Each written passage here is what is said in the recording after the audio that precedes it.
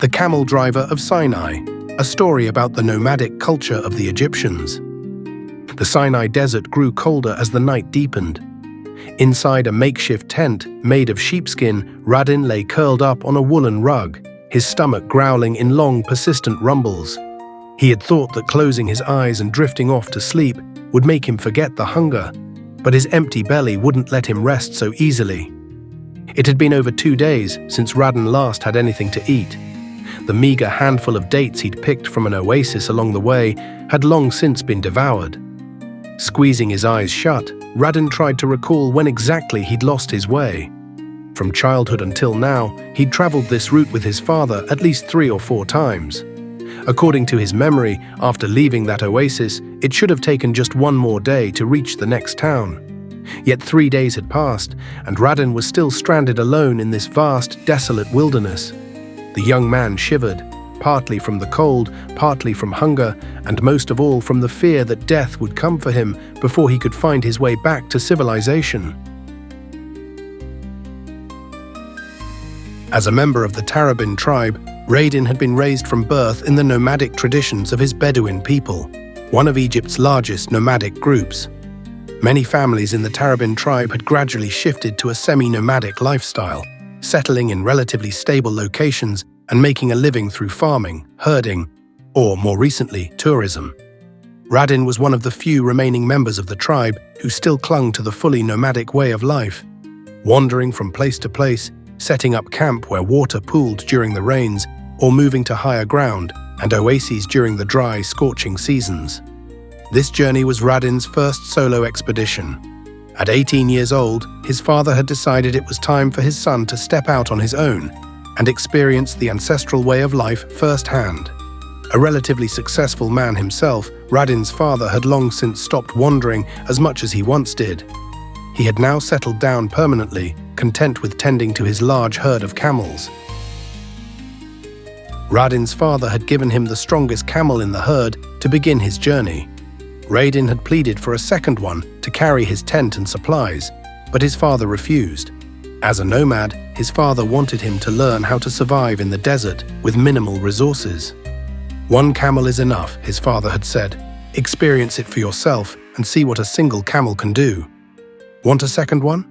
Go tame one yourself, like our Bedouin people have been doing with wild camels in the desert for thousands of years."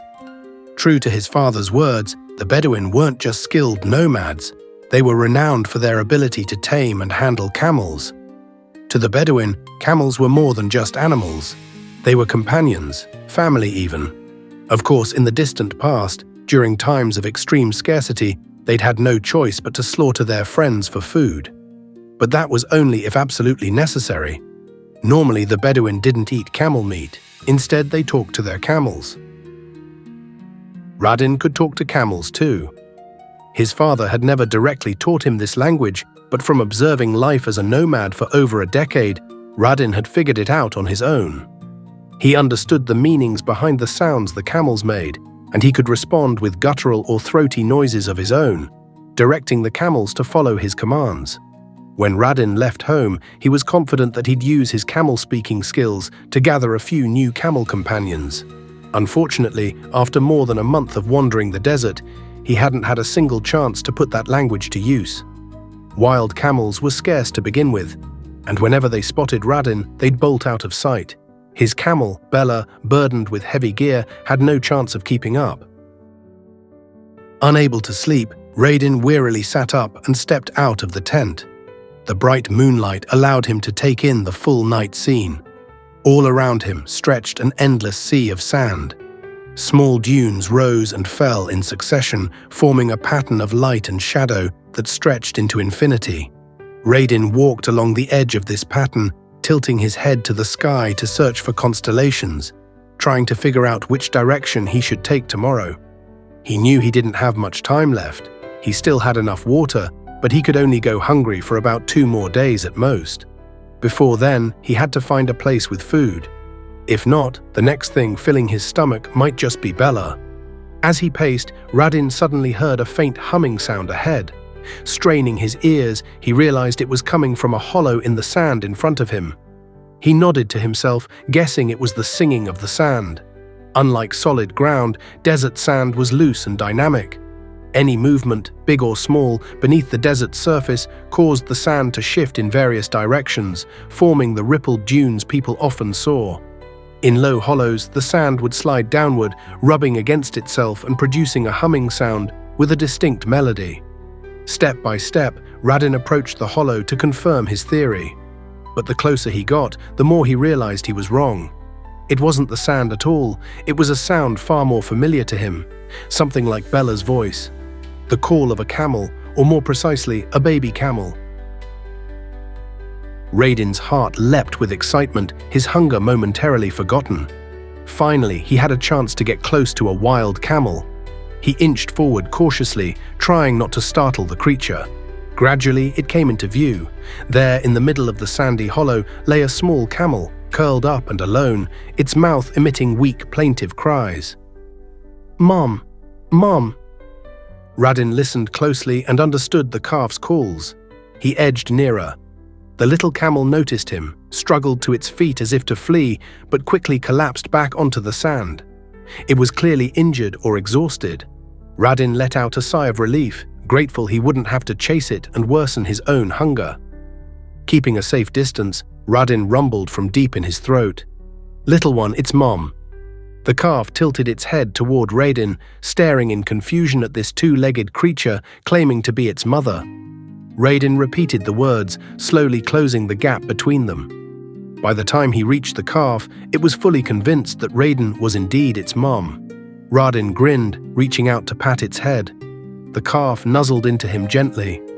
Radin's heart swelled with joy. At last, he'd tamed a wild camel of his own, even if it was just a frail little calf. He felt immensely proud, believing he'd proven himself worthy of his Bedouin heritage. Only then did Radin take a closer look at the calf. It was a female. After a moment's thought, he named her Lola. He ran his hands over her body, searching for injuries, but found none.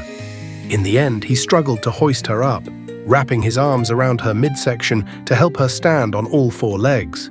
Together, the boy and the limping camel made their way back to the tent. Radin realized Lola wasn't injured. She was likely just exhausted from lack of food and water. Back at camp, he gave her a small portion of his precious water. She gulped it down in one go, her eyes visibly brightening. The next morning, when Radin woke and stepped outside, Lola was already up, playfully frolicking beside Bella.